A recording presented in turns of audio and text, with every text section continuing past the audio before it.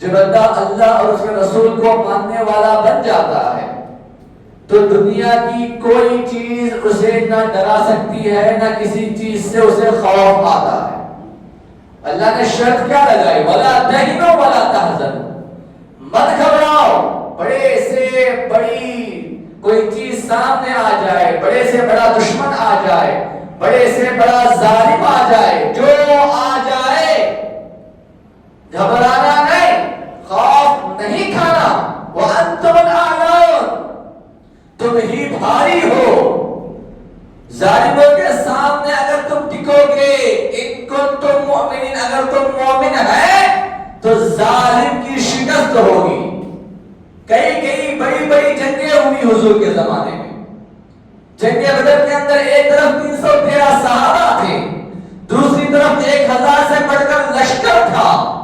ادھر نہ کوئی کھانا ان کے پاس، نہ پانی ان کے پاس، بھوکے پیاسے ماہ رمضان کے اندر، رمضان کے مہینے میں روزے کی حالت میں جنگ کرتے ہیں، نہ کوئی سر و سامان ہے، نہ تلواریں ہیں، نہ کوئی ایسی چیز جس سے سامنے والوں کے تلواروں کو روکا جا سکے، نہ گھوڑے ہیں، کچھ نہیں ہے، بھوکے پیاسے ہیں، تلواریں نہیں ہیں، روزے کی حالت میں ہے۔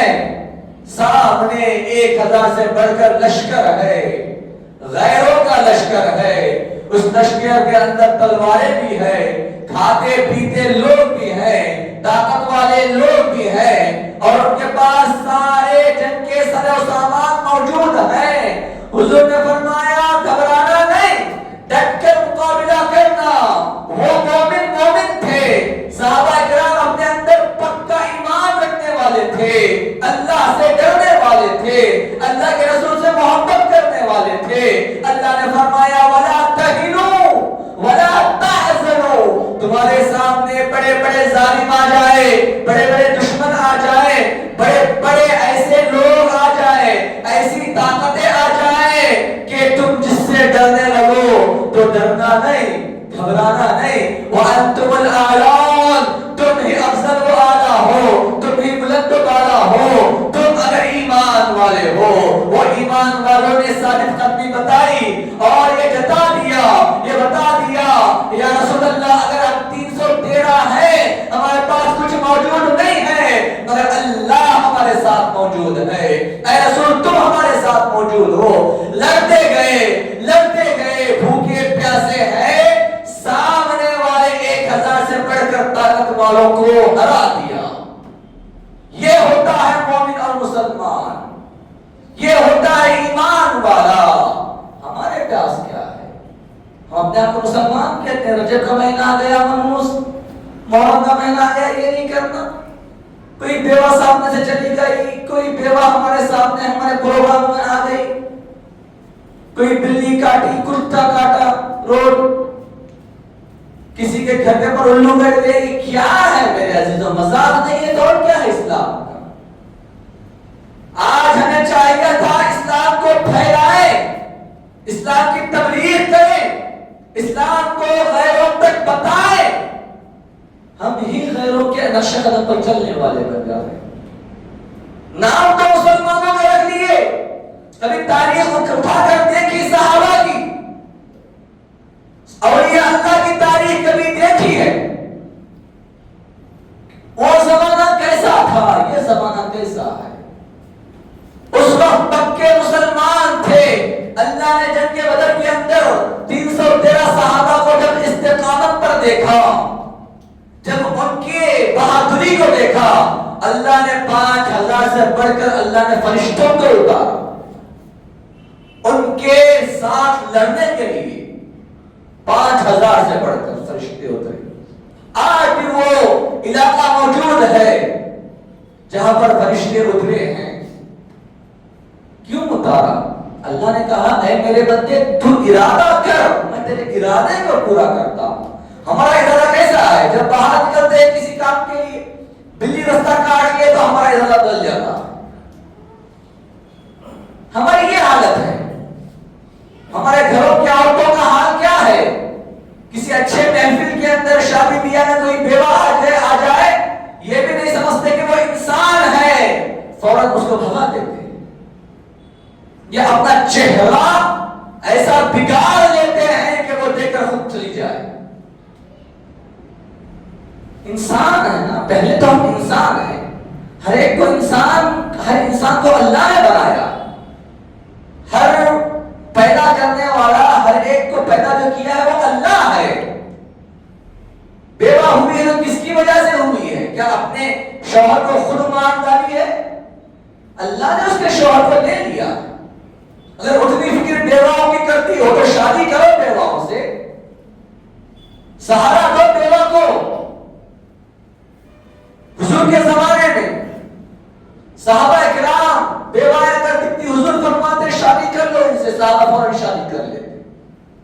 سہارے والے بنو، اللہ کے پاس اس کی بھی پوچھ ہوگی۔ اگر کوئی بیوہ لاچار مظلوم ہے جس کے اوپر نگاہ تو سارے لوگ رکھتے ہیں غلط نگاہ، اور اچھی نگاہ سے کوئی آگے نہیں بڑھتا تھا، سوال ہوگا آج اسلام کتنا برباد ہو رہا ہے، کتنی بدنامیوں میں بن جا رہا ہے۔ آج جا کر دیکھیے ہر 6 مہینے میں 1 سال کے اندر طلاق، مطلقہ عورتیں بے انتہا ملے گی۔ کیوں؟ ان کا کوئی جو اندر والا دل ہے وہ دل کسی اور کا ایسا نہیں ہے؟ کیا وہ عورتیں نہیں ہیں؟ کیا وہ انسان نہیں ہے؟ بات پر آج کے ماحول کے اندر بات پر ایسے فضول رسم و رواج ہمارے اندر آ گئے ہیں، شادی بیاہ کے اندر ہو، دیگر معاملات، بچہ پیدا ہو، غریب طبقہ جینا دشوار ہو گیا ہے۔ عجیب ایک انسان شادی کرتا ہے پوری زندگی کی قربانی کے پیسے لگا کر، شادی ہونے کے بعد 6 مہینے سال میں طلاق ہو جائے تو کیا حالت ہوگی؟ اس پر جو سارے پیسوں کا بوجھ الگ، اور اگر عورت بیوی غلط نکل جائے، بیوی کی تربیت ماں باپ غلط کر دے تو وہ بیوی سر پر چڑھ کر اگر اس کے ساتھ غلط رویہ اختیار کرے بیچارہ کہاں جائے گا؟ نوبت طلاق کو آ جائے تو دونوں طرف سے پسنے والا مرد ہے، اور مرد نے موقع دیا بیویوں کو، مرد نے موقع دیا عورتوں کو، ماں کی بات سنتا ہے ماں کو موقع دیا باپ نے، بیوی کی بات سنتا ہے بیوی کو موقع دیا خود شوہر نے۔ اسلام کیا سکھاتا ہے؟ دونوں کے حقوق برابر ہیں، مرد کے جو حقوق ہے وہ ادا کرے، بیوی کے جو حقوق ہے وہ بیوی ادا کرے، زندگی پوری سکون سے گزرے۔ اگر شوہر اپنے حقوق بھول جائے، بار بار بیوی کو تانا دینے والا بن جائے، اور بیوی اپنے حقوق بھول جائے، بار بار شوہر پر ظلم کرنے والی بن جائے، دونوں کی زندگی دنیا کے اندر جہنم سے بدتر بن جائے۔ کس دور میں میاں بیوی کے اندر لڑائی جھگڑے نہیں ہوتے تھے؟ ہر دور میں ہر ایک کے ساتھ ہوئے۔ ایک مرتبہ عمر فاروق رضی اللہ عنہ خلیفہ اعظم امیر المؤمنین ہے، ان کے دور کے اندر ایک عورت جب اپنے شوہر سے لڑنے لگی، لڑ کر کہنے لگی میں تمہاری شکایت لے کر عمر فاروق کے پاس جاؤں گی، نکل گئی فوراً۔ جب گھر کے قریب گئی عمر فاروق کے، اندر سے آوازیں آ رہی، وقت کے خلیفہ ہیں، آدھی دنیا سے بڑھ کر آپ نے اسلام پھیلایا ہے آپ کے دور کے اندر۔ فلسطین کے اندر مسجد اقصی پہلی مرتبہ جو فتح ہوئی، مسلمانوں کے ہینڈل ہوئی، وہ عمر فاروق کا زمانہ ہے۔ اتنے بڑے خلیفہ، حضور نے فرمایا عمر جس گلی سے گزرتے ہیں اس گلی سے شیطان بھاگ جاتا ہے۔ عمر فاروق کے بارے میں حضور نے فرمایا اے عمر اگر میرے بعد کوئی نبی ہوتا تو تم نبی ہوتے۔ ایسے بہادر صحابی، ایسے بڑے خلیفہ وقت امیر المؤمنین، ان کے گھر جب ایک عورت شکایت لے کر آتی ہے تو کیا دیکھتی ہے؟ اندر سے لڑنے کی آوازیں آ رہی، بیوی لڑ رہی ہے شوہر سے، عمر فاروق کی بیوی عمر فاروق کو باتیں کر رہی ہے، دیکھ کر واپس چلی گئی۔ بولنے کا مطلب یہ ہے میرے عزیزوں، لڑائی جھگڑے اچھی بری باتیں ہر میاں بیوی میں ہوتی، مگر اس کا مطلب یہ نہیں کہ بات بات پر شوہر غصے میں آ کر بیوی کو مار دے، بیوی غصے میں آ کر شوہر کے خلاف ہو جائے، اسلام نہیں میرے عزیزو۔ زندگی گزارنے کا طریقہ سیکھو، زندگی گزارنے کا طریقہ سیکھو، یہ ساری چیزیں چھوڑ دیں اللہ کے لیے۔ رجب کیا ہے، محرم کیا ہے، رمضان کیا ہے، یہ فضائل ہے اپنی جگہ۔ رجب کے مہینے میں کئی جنگیں ہوئی، جنگیں مسلمان جیت کر آئے۔ رجب کے مہینے کے اندر شادی بیاہ حضور کے زمانے میں کیا کرتے تھے۔ بس ایک چیز جو بولتے نا ہمارے بڑے حضرات کہتے ہیں کہ اگر کوئی کہے بیٹا یہاں سے چھٹی گئی ہے، وہ ہوتے ہوتے ہوتے خبر اتنی بڑی بن جاتی ہے کہ لوگ کہنے لگتے ہیں کہ یہاں سے بڑا حدی گیا۔ ہماری یہ حالت ہے۔ عمر فاروق رضی اللہ عنہ سے پہلے کا جو دور تھا ہمارے حضور کا، حضور کے زمانے میں حضور اس مہینے میں بیمار ہوئے تھے، سر میں درد آپ کو آیا تھا۔ وہ معاملہ لے کر چند ایسے لوگ جو کہ زیادہ سوچنے والے ہیں، زیادہ فیلنگز والے ہیں، چلتے چلتے چلتے چلتے کیا کرنے لگے، اس مہینے میں حضور بیمار ہوئے تھے، ہمیں کچھ کرتا ہمیں بیمار ہو جاتے۔ 60 پر 3 سال کی زندگی میں حضور وہی وقت تھا جو آخری وقت تھا آپ کا۔ کیا 60 پر 3 سال میں ہر سال حضور بیمار ہوتے تھے؟ نہیں ہوتے تھے۔ تو وہ آپ کا ظاہری مثال کا وقت تھا، اللہ آپ کو اپنی طرف بلانے کا ارادہ فرمایا تھا، اسی لیے آپ کی طبیعت اس وقت تھوڑی سی طبیعت بگڑی تھی۔ اس کو لے کر لمبا چوڑا کر لینا، رجب کے مہینے کو منحوس کہہ دینا، طرح طرح کی باتیں کرنا، ہمارے پاس صرف رجب کا مہینے کا مسئلہ نہیں ہے۔ ایسی کئی مسلمان عورتیں برقعے والی جو ٹی ویوں میں دکھایا جاتا ہے، پیپروں میں چھاپا جاتا ہے، ویڈیوز آتے ہیں مندروں کے اندر جا کر پوجا کرنے والے۔ ہمارے پاس ماحول مسلمانوں کا نہیں ہے الا ماشاءاللہ، سارا مسلمانوں کا ماحول ختم ہو گیا ہے۔ ہم کو چاہیے کیا تھا؟ اللہ نے فرمایا کنتم خیر امت، تم بہترین امت ہو، اخرجت للناس تأمرون بالمعروف وتنہون عن المنکر۔ کام کیا ہے بہترین امت کا؟ کام یہ ہے کہ تم اچھائی کی تاکید کرو، تأمرون بالمعروف، اچھی باتیں بتاؤ، قرآن کے بارے میں بتاؤ، حدیثوں کے بارے میں بتاؤ، اللہ اور اس کے رسول کے بارے میں بتاؤ، وتنہون عن المنکر، اور برائیوں سے روکو۔ ہمارا حق تھا برائیوں سے روکنے کا، ہم نہ اچھائی پر کسی کو بات بتاتے ہیں نہ کسی کو برائی سے روکتے ہیں، ہمارا یہ ماحول بن گیا۔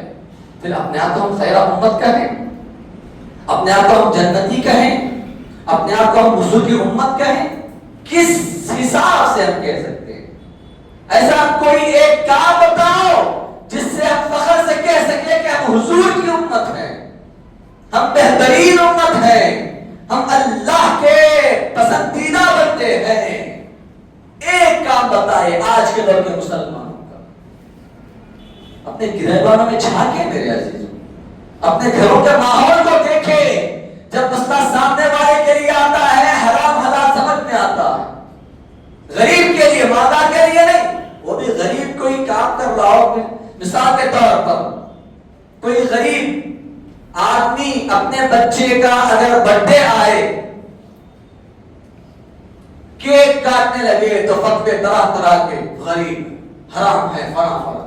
خود کے بچے کا برتھ ڈے آئے تو وہ حرام کہاں چلی جاتا نہیں معلوم۔ میں فطرت بول رہا ہوں انسان کی، ہے تو حقیقت ہے۔ سامنے والے کو بتانے کے لیے سب جائز، سب حرام، اور خود کے اوپر آئے تو سب جائز۔ یہ ہمارا ماحول ہے، مسلمان اس کو نہیں بولتے۔ سامنے والے کے لیے جو چیز حرام ہے وہ ہمارے لیے بھی حرام ہے، جو سامنے والے کے لیے جائز ہے وہ ہمارے لیے بھی جائز ہے۔ اسی وجہ سے مسلم معاشرہ بگڑتا بگڑتا بگڑتا چلا جا رہا ہے۔ ایسے کئی لوگوں سے میری ملاقات ہوئی جو اپنے نام کے ساتھ مسلمان کہتے ہیں، جب میں نے پوچھا کلمہ پڑھو، کلمہ پڑھنے نہیں آتا۔ کلمہ جب پڑھنے نہیں آتا تو بندہ نماز کیا پڑھے گا؟ نماز کے اندر سورہ کیا پڑھے گا؟ ایسا ماحول ہمارا، اور جس کو معلوم ہے وہ دوسروں کو بتائے گا نہیں بتائے گا۔ ہماری زندگی، ہمارا گھر، اللہ نے فرمایا اخرجت للناس، تمہاری ذمہ داری کیا ہے میرے بندو؟ تم کو بہترین امت یوں ہی نہیں کہہ دیا گیا، بلکہ تمہاری ذمہ داری انبیاء والی ذمہ داری ہے. انبیاء کرام کے زمانے میں انبیاء کرام لوگوں کو سمجھاتے، خدا کی راہ کی طرف بلاتے تھے. انبیاء کا سلسلہ ختم ہو گیا. آخر النبی خاتم النبیین ہمارے حضور ہیں. ہمارے حضور جب آ گئے ان کے بعد کوئی نبی نہیں، ان کے بعد کوئی رسول نہیں، نہ قیامت تک آئے گا. اب وہ ذمہ داری کون نبھائے گا؟ اس ذمہ داری کو کون اٹھائے گا؟ تو اللہ نے فرمایا میرے رسول کی امت اٹھائے گی. انبیاء کی ذمہ داری جو اللہ کی طرف بلانے والی ذمہ داری تھی، وہ میرے رسول کی امت ہے. میرے بندو تمہاری ذمہ داری ہم کتنا نبھا رہے ہیں؟ ہماری ذمہ داری. صحابہ کرام دین کے لیے دور دور چلے گئے، اپنے گھروں بار کو چھوڑ کر، تجارتوں کو چھوڑ کر، رشتہ داروں کو چھوڑ کر، تب جا کر ساری دنیا کے اندر دین پھیلا. ان کے بعد دادائیں کے بعد دادائیں، ان کے بعد اولیاء اللہ دور دور جاتے گئے، دین کو پھیلاتے گئے، یہاں تک کہ خدا کا کرم ہوا کہ ساری دنیا کے اندر ایسا کوئی کنٹری نہیں ہے، ایسا کوئی گاؤں اور شہر نہیں ہے جہاں پر اسلام نہیں پھیلا ہو. کوئی یہ نہیں کہہ سکتا کہ اے اللہ میرے پاس ایمان نہیں آیا، اسلام نہیں آیا، نہیں کہہ سکتا. نکلا اسلام حضور کے زمانے میں، حضور کے شہر مکہ سے مدینہ گیا، مدینہ سے ساری دنیا پھیل گیا ہے. کیوں پھیلا؟ کیسے پھیلا؟ کس نے پھیلایا؟ صحابہ کرام کی خدمت، اولیاء اللہ کی خدمت، جو دور دور جاتے گئے. اس زمانے میں چل کر کئی ہزاروں میل چلے جاتے. غرض کیا تھی؟ غرض یہ تھی کہ وہ بندے کو میں مسلمان بناؤ، اس کو میں مسلمان بناؤ، وہاں جا کر اسلام کا ماحول بتاؤ تاکہ وہاں کے لوگ مسلمان بن جائیں. دور دور جا کر اور لوگ متاثر بھی ہوتے تھے ان کے الفاظ کو لے کر، ان کی زبان کی باتوں کو لے کر. زبان میں سچائی تھی، مٹھاس تھی، دل کے اندر اخلاص تھا. لوگ جب اولیاء اللہ کو دیکھتے، چہروں کو دیکھ کر مسلمان ہو جاتے. ساری دنیا میں یوں ہی اسلام نہیں پھیل گیا. اب جب اسلام ساری دنیا میں پھیل گیا ہے، اب ضرورت نہیں ہے اسلام کو پھیلانے کی. ابھی بھی ضرورت ہے. کیسی ضرورت ہے؟ اسلام کو پھیلانے کے ساتھ ساتھ اسلام کے اندر جو لوگ آ گئے ہیں، اگر وہ برائی کر رہے ہیں ان کو برائی سے روکنے کی ابھی بھی ضرورت ہے. وہ مسلمان جو صرف مسلمان بن گئے ہیں، باپ دادا مسلمان تھے، ہم بھی مسلمان ہیں، مسلمان نہیں ہوتے. یاد رکھ لو، باپ دادا مسلمان تھے، نام رکھ دیا ہمارا، ہمیں بھی مسلمان نہیں. مسلمانوں والے کام ہونا ضروری ہے مسلمان ہونے کے لیے. غریب طبقوں میں جا کر دیکھیں، آج ہمارے بچوں کی تربیت دیکھیں. ایسے بچے جو کرتے کے ایسے کئی علاقے ہیں جہاں پر جا کر گانجا پینے والے، غلط کام کرنے والے، نشے آور چیزیں استعمال کرنے والے، غیروں کے لیے ان کا مذہب مبارک، مگر اسلام کے اندر شراب کے بارے میں کیا کہا گیا؟ نشہ آور چیزوں کے بارے میں کیا کہا گیا؟ جو چیز نشہ دیتی ہے سخت حرام کہا گیا. جو چیز منع کی گئی ہمارے ہی لوگ وہ کام کر رہے ہیں. پھر ہم مسلمان ہیں. ہمارے بچے کیا کرنا حضرت، کیا کرنا صاحب، بچے بگڑنے کا کارن کیا ہے؟ کئی بار بچوں کے ماں باپ سے بات کرتا ہوں، یہی بات کہتے ہیں ہمارا بچہ بگڑ گیا، ہاتھ سے نکل گیا. ہاتھ سے نکل گیا اس کا مطلب چھوڑ دو گے، بگڑ گیا اس کا مطلب چھوڑ دو گے. اولاد تمہاری ہے، تم پیدا کیے ہو، تمہاری ذمہ داری ہے اس کی تربیت کرنے کی. بچپن سے تم ہر خواہش اس کی پوری کرتے رہے دنیا کے اعتبار سے. کیا آخرت کی خواہش پوری کرنا ضروری نہیں ہے؟ دنیا کب تک کے لیے؟ تمہارا بچہ آج بگڑ گیا، کل بگڑ جائے گا، مر جائے گا، پوچھ کسے ہوگی؟ سوال کس سے ہوگا؟ بچہ جہنم میں جائے گا تو تم کو بھی گھسیٹ کر لے کر جائے گا، میرے باپ نے مجھے بگاڑا تھا کہہ کر دیا. یہ بھی ذمہ داری اٹھاؤ جہنم میں جانے. کتنی غلطیاں ہمارے اندر موجود ہیں. آج کا ماحول بہت بگڑا ہوا ماحول ہے، خاص کر فونوں کے اعتبار سے. میرے عزیز بچوں کو جب فون دیتے ہو، بچیوں کو خاص خیال رکھیں. بچیاں جب کالج جاتے ہیں تو ان کا خاص خیال رکھیں. ایسے کئی رپورٹیں میرے پاس آئی ہیں، میں کہوں تو آپ کو پریشانی ہوگی کہ ایسا بھی ماحول ہے کیا؟ بچیاں کہتی ہیں کالج جا رہی ہوں، مگر کالج کے نام سے کہیں اور چلی جاتی ہیں۔ کیسا ماحول آج کا، فونوں کے اندر چیٹنگ ہو جاتی ہے، جب گھر کے باہر نکلتی ہے تو ختم، ماں باپ کو کوئی فکر نہیں ہے بچیوں کی۔ حضور نے فرمایا جب معراج کے اندر میں گیا، معراج کی طرف، معراج میں، تو میں کیا دیکھتا ہوں، ایک ایسا مقام تھا جہاں پر لوگ، ایک طرف مرد ہیں ایک طرف عورتیں ہیں۔ مرد کیا کرتے ہیں، سامنے بہترین غذا رکھی ہوئی ہے، عالیشان غذا رکھی ہوئی ہے، مگر اس کو نہیں کھاتے، بازو ایک ایسا گوشت جو سڑا ہوا بدبودار اس کو کھا رہے ہیں۔ عورتوں کا بھی یہی ماحول۔ حضور نے پوچھا اے جبرائیل یہ کون لوگ ہیں؟ جبرائیل علیہ السلام نے فرمایا یا رسول اللہ یہ وہ لوگ ہیں جو اپنی حلال بیویوں کو رکھ کر، اور بیویاں اپنے حلال مردوں کو رکھ کر غیروں کے ساتھ جاتی تھی، جس کا یہ ماحول دکھایا جا رہا ہے سارے قیامت تک کے لیے، ساری دنیا والوں کے لیے۔ کیا عالم ہوگا وہاں کا بگڑا ہوا، مجبور کیا جا رہا ہے کھانے پر۔ آج کا ماحول ہمارے بچوں کا، بچیوں کا، شک کرنا نہیں ہے میرے عزیزوں، ہر شوہر اپنی بیوی پر ڈاؤٹ کرتا ہے، اس کا مطلب یہ نہیں ہے کہ وہ شکی ہے، اس کا مطلب یہ ہے کہ وہ اس سے محبت کرتا ہے۔ اور بیوی کو بھی اپنا اعتبار رکھنا چاہیے شوہر کے ساتھ، ہر چیز میں میاں بیوی ٹرانسپیرنٹ ہو کر جینا چاہیے، ہر ماحول کے اندر۔ یہ آج کے دور میں ضروری ہے۔ میں میری مرضی اگر بیوی کہے، شوہر کہے میری مرضی، دنیا نہیں چل سکتی۔ یہ مرضی صرف 4 دن کی ہے، اس کے بعد زندگی ختم ہو جائے گی۔ ہر چیز کے اندر ماں باپ کا مسئلہ ہو، بیوی بچوں کا مسئلہ ہو، دوست احباب کا مسئلہ ہو، زبان پر ہمیشہ سچ رہنا چاہیے، اور ہر اعتبار سے شریعت کے دائرے میں جینا، اور ہمارے بچوں کو شریعت کا دائرہ سکھانا ضروری ہے۔ بچی اور بچہ کب بگڑیں گے؟ جبکہ اس کو شریعت کے دائرے کو نہیں سکھایا جائے گا، شریعت کیا ہے نہیں بتایا جائے گا۔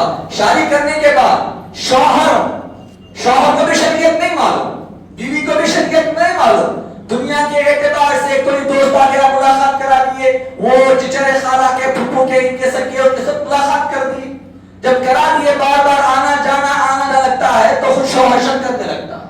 تجھے عقل اگر پہلے رہتی تو وہ جو رشتہ دار پہلے جس کو تو اپنی بیوی سے ملایا نہیں ملانا تھا، جو کہ حرام ہے اسلام کے اندر۔ اپنے خاندان کے اندر چچیرے، تائرے، پھپھیرے، ممیرے جتنے رشتہ دار ہیں، چاہے وہ بہن ہو چاہے وہ بھائی ہو، ہم اپنے آپ کہیں گے وہ تو ہمارے خاص ہے، خاص نہیں ہوتے۔ چچیرے، تائرے، پھپھیرے، ممیرے جتنے بھی ہیں، یہ رشتہ دار ہماری بیوی ہے تو دور رکھنا ضروری ہے۔ شریعت کہتی ہے، میں نہیں کہتا ہوں، شریعت کہتی ہے۔ اور اگر خاص بھائی کیوں نہ ہو، خاص بھائی سے بھی پردہ ہے بیوی کا۔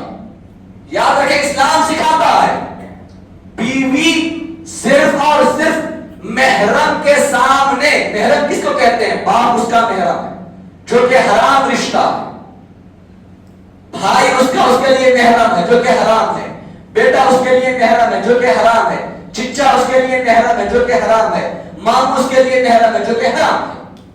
ان رشتوں کو چھوڑ کر سارے رشتے دار اگرچہ کے بچہ سمجھے بالغ ہو گیا ہے، اس کے سامنے پردہ نہیں کرنا گنہگار ہو گیا۔ شریعت یہ کہتی ہے، ہمارا ماحول کیا کہتا ہے؟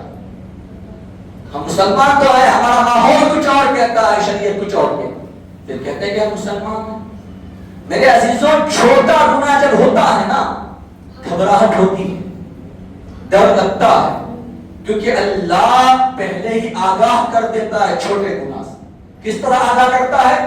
دل کے اوپر اللہ کالا ٹیکا لگاتا ہے دل پر، جب دوبارہ وہی گناہ ہو تھوڑی گھبراہٹ ہوتی ہے مگر کم ہوتی ہے، آہستہ آہستہ آہستہ آہستہ جب کالے ٹیکے پڑھتے پڑھتے پڑھتے پورا دل کالا ہو جاتا ہے تو اس کے لیے وہ گناہ معمولی بن جاتا ہے۔